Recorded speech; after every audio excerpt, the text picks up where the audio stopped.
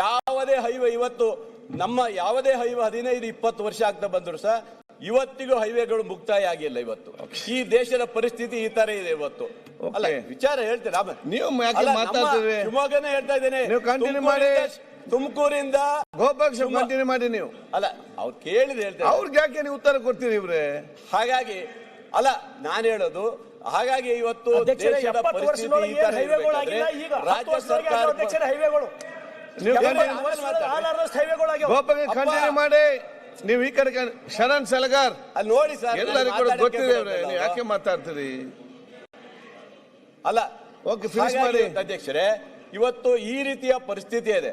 ರಾಜ್ಯ ಸರ್ಕಾರ ಕೊಡುವಂತ ಹಣದಲ್ಲೂ ಸಹ ಕೇಂದ್ರ ಸರ್ಕಾರ ಬರುವಂತ ಇದರಲ್ಲಿ ಇವತ್ತು ನಮ್ಮ ಶರತ್ ಅವ್ರು ಹೇಳಿದಂಗೆ ಅವ್ರೇನು ಬರ್ಬಾತಾಗಿ ಹೋಗಿದಾರ?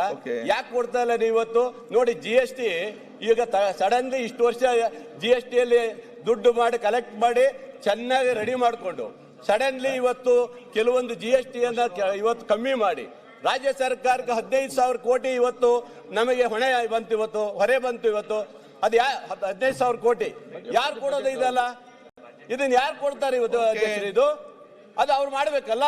ನಾವು 4,09,000 ಕೋಟಿ ಇವತ್ತು ಏನ್ ಬಡ್ಜೆಟ್ ಮಂಡನೆ ಮಾಡ್ತೀವಿ, ಅದು ಕಡಿತ ಆಗ್ತಾ ಬಂತಲ್ಲ ನಮಗೆ. ಇವತ್ತು ಕೇಂದ್ರದ ಹಣಗಳು ಕೊಡದೆ ಹೋದ್ರೆ ರಾಜ್ಯ ಸರ್ಕಾರದ ಪಾಲು ಬೇಕಾದಷ್ಟು ಹೋಗಿದ್ದು, ಇವ್ರು ಯಾಕೆ ಕೊಡಲ್ಲ ನಮಗೆ? ಇವತ್ತು ಇವ್ರು ಕೊಡ್ತಾರೆ. ಇವರು GST ಬಗ್ಗೆ ಹೇಳಿದ್ರಲ್ಲ, ಸಾಲ ಮಾಡ್ಬೇಕಾಗತ್ತೆ. ಯಾಕೆ ಇವ್ರ ಕಾಲದಲ್ಲಿ ಸಾಲ ಮಾಡಿಲ್ಲ? ಇವ್ರ ಕಾಲದಲ್ಲಿ ಬೇಕಾದಷ್ಟು ಸಾಲ ಮಾಡಿ ಹೋದ್ರು. ಇವರು 2.5 ಲಕ್ಷ ಕೋಟಿ ರೂಪಾಯಿ ಸಾಲ ಮಾಡೇ ಹೋಗಿರುವುದು ಅಲ್ವಾ?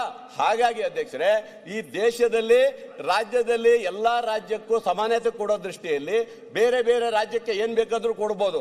ಆದ್ರೆ ಕರ್ನಾಟಕ ರಾಜ್ಯ ಸರ್ಕಾರ ಕಾಂಗ್ರೆಸ್ ಸರ್ಕಾರ ಇದೆ ಅಂತೇಳಿ ಏನು ತಾರತಮ್ಯ ಮಾಡುವ ಕೆಲಸವನ್ನ ಇವತ್ತು ರಾಜ್ಯದಲ್ಲಿ ಬಿಡಬೇಕು. ಒಂದು. ಎರಡನೇದು ಅಧ್ಯಕ್ಷರೇ, ಇವತ್ತು ನಮ್ಮ ಸರ್ಕಾರ ಇವತ್ತು ಯಾವ್ಯಾವ ನಿಗಮಗಳಿಗೆ ದುಡ್ಡು ಇಟ್ಟಿಲ್ಲ ಅಂತ ಹೇಳಿದ್ರಲ್ಲ, ಅವರು ಇನ್ನೂ 2 ವರ್ಷ ಸಮಯ ಇದೆ. ರಾಜ್ಯ ಸರ್ಕಾರದ ಮುಖ್ಯಮಂತ್ರಿಗಳು ಇದ್ದಾರೆ. ಖಂಡಿತ ನಾವು ಬಡವರ ಪರವಾಗಿ, ಜನರ ಪರವಾಗಿ, ಈ ರಾಜ್ಯದ ಜನರಿಗೆ 54,000 ಕೋಟಿ ರೂಪಾಯಿನ ವರ್ಷಕ್ಕೆ ಏನು ವಿನಿಯೋಗ ಮಾಡ್ತಾ ಇದೀವಿ ಗ್ಯಾರಂಟಿ ಯೋಜನೆ, ಅದೇ ತರನೇ ಇವತ್ತು ಮಾಡಬೇಕಾಗಿದೆ. ಅದ್ರ ಜೊತೆಗೆ ಅಧ್ಯಕ್ಷರೇ, ನಮ್ಮ ಒಂದು ಸಮಸ್ಯೆ ಅಂದ್ರೆ ರಾಜ್ಯ ಸರ್ಕಾರದಲ್ಲಿ ಇವತ್ತು ಏನು ತಾವು ಅಧಿಕಾರವನ್ನು ನಡೀತಾ ಇರುವ ಸಂದರ್ಭದಲ್ಲಿ ಕೆಲವೊಂದು ಪೊಲೀಸ್ ಇಲಾಖೆ ಬಗ್ಗೆ ಹೇಳಿದ್ರು. ಪೊಲೀಸ್ ಇಲಾಖೆಯಲ್ಲಿ ಇವತ್ತು ಬಹಳಷ್ಟು ಶ್ರಮವನ್ನ ಈಗ ನಮ್ಮ ಹೋಮ್ ಮಿನಿಸ್ಟರ್ಗಳು ಮಾಡಿದ್ದಾರೆ. ಆದ್ರೆ ಎಲ್ಲ ಹೇಳಿದ್ರು, ಕೆರೆಯಲ್ಲಿ ಯಾರೋ ಒಬ್ಬ ಪಂಪ್ ಎಲ್ಲೋ ಮತ್ತೊಬ್ಬ ಎಂತದ ಹೇಳಿದ್ರಲ್ಲ ಹೆಸರು, ಅವರೆಲ್ಲ ಅವ್ರ ಮೇಲೆ ಎಷ್ಟು ಕೇಸ್ ಇದೆ ನೋಡ್ಬೇಕು. ಅವ್ರ ಮೇಲೆ ಎಷ್ಟೆಷ್ಟು ಕೇಸ್ ಇದೆ, 50-100 ಕೇಸ್ ಇದಾವ್. ಅಂತವರ ರಕ್ಷಣೆ ಇವರೆಲ್ಲ ಅದು ಬಿಡಬೇಕು. ಅದನ್ನು ಬಿಡಬೇಕು. ಗೋಹತ್ಯೆ ನಿಷೇಧ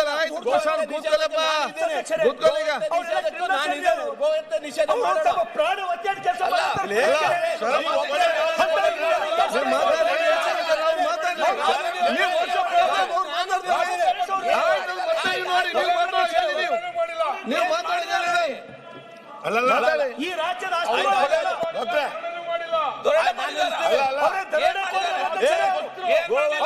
ನಿಷೇಧ ಮಾಡೋದಲ್ಲ, ನಿಷೇಧ ಮಾಡಿ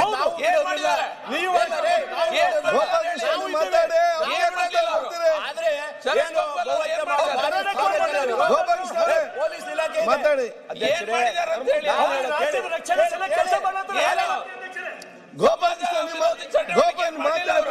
ಮಾಡ್ತೀರಿ ಅಧ್ಯಕ್ಷರೇ?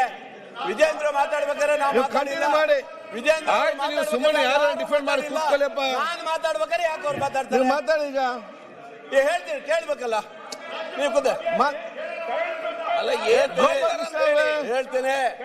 ಅರೆ ಮಾತಾಡಿ ಅಧ್ಯಕ್ಷರೇ. ಏನೇನು ಮಾತಾಡ್ತಾರೆ?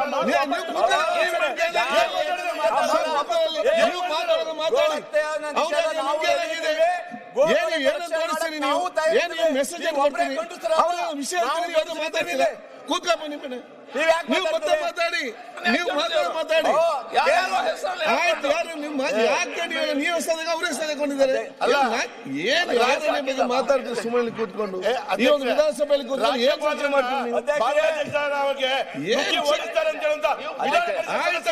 ಮಾತಾಡಿ ಮುಗಿಸ್ತೀವಿ. ನೀವು ಮಾತಾಡೋಣ ಮಾತಾಡಿಯಪ್ಪ. ನೀವು ಮಾತಾಡೋಣ ಮಾತಾಡಿ. ಅವ್ರು ಮಾತಾಡ್ಬೇಕು. ಅಲ್ಲ ಹೇಳೋದು ಗೋ ಹತ್ಯೆ ಆಯ್ತು, ಮುಗಿದು ಮುಂದಕ್ಕೆ ಹೋಗಿ ಹೇಳಿದ್ರೆ ಮುಂದಕ್ಕೆ ಹೋಗ್ಲಿ. ಯಾರೋ ನಿಲ್ಸೋದಲ್ಲ ಅಧ್ಯಕ್ಷರೇ. ಮುಂದಕ್ಕೆ ಹೋಗ್ಲಿ. ಇಡೀ ನಮ್ಮ ಈ ಭಾಗದ ಎಲ್ಲರೂ ನಾವು ಗೋ ಹತ್ಯೆದ ಬಗ್ಗೆ ನಿಷೇಧದ ಬಗ್ಗೆ ನಾವು ರೆಡಿ ಇದ್ದೀವಿ. ಆಯ್ತಾ? ಗೋವುಗಳನ್ನ ಯಾರು ಹಿಡಿದ್ರು ಬಿಡೋಲ್ಲ. ಅವ್ರ ಮೇಲೆ ನಾವು ತಗೊಳ್ತೀವಿ. ಮಂಜಣ್ಣ ಇರಪ್ಪ ಒಂದ್ ನಿಮಿಷ. ಆಯ್ತು ಅಲ್ವಾ?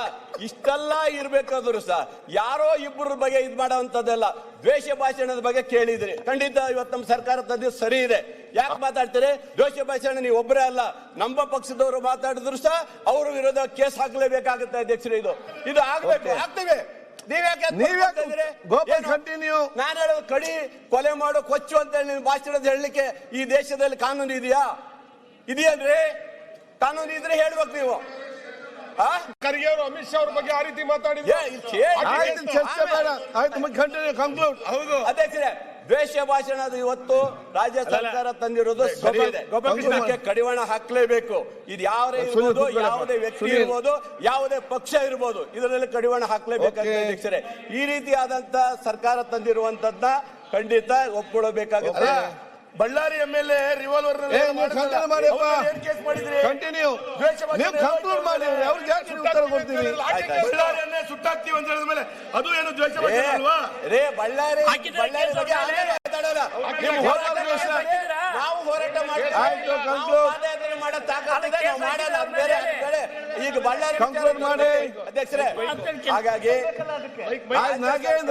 ಚಾನ್ಸ್ ನಿಮ್ಗೆ ರಾಜ್ಯಪಾಲ ಮತ್ತೆ ಕೊಡ್ತಾರೆ, ಮಾತಾಡಿ.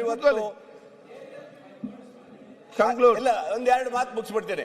ಇಷ್ಟು ಹೇಳಿ, ಇವತ್ತು ಕೇಂದ್ರ ಸರ್ಕಾರ ಇವತ್ತು ನಬಾರ್ಡ್ ಇಂದಲೂ ಸಹ ದುಡ್ಡು ಬರ್ತಾ ಇಲ್ಲ ಅಧ್ಯಕ್ಷರೇ.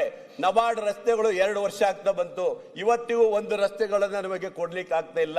ಇವತ್ತು ಬ್ಯಾಂಕು, ಇವತ್ತು DCC ಬ್ಯಾಂಕ್ ಅಲ್ಲಿ ಇವತ್ತು ಒಂದೊಂದು ಕ್ಷೇತ್ರದಲ್ಲಿ ಜಿಲ್ಲೆಯಲ್ಲಿ ಸುಮಾರು 200 ಕೋಟಿ ರೂಪಾಯಿ ಬ್ಯಾಲೆನ್ಸ್ ಬರಬೇಕಾಗಿದೆ.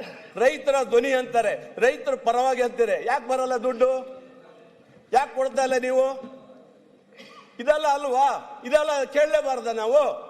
ಹಾಗಾಗಿ ಇವತ್ತು ಈ ನಮ್ಮ ಕೇಂದ್ರ ಸರ್ಕಾರ ರಾಜ್ಯ ಸರ್ಕಾರಕ್ಕೆ ಬರುವ ಪಾಲನ್ನ ಬಹಳಷ್ಟು ಕಡಿವಾಣ ಹಾಕೋ ಮೂಲಕ ರಾಜ್ಯ ಸರ್ಕಾರಕ್ಕೆ ಹೊರೆ ಮಾಡುವಂತ ಕೆಲಸವನ್ನ ನಿಲ್ಲಿಸಬೇಕಂತ ಹೇಳ್ತಾ ನನ್ನ ಮಾತನ್ನು ಇಲ್ಲಿ ಮುಗಿಸ್ತೇನೆ.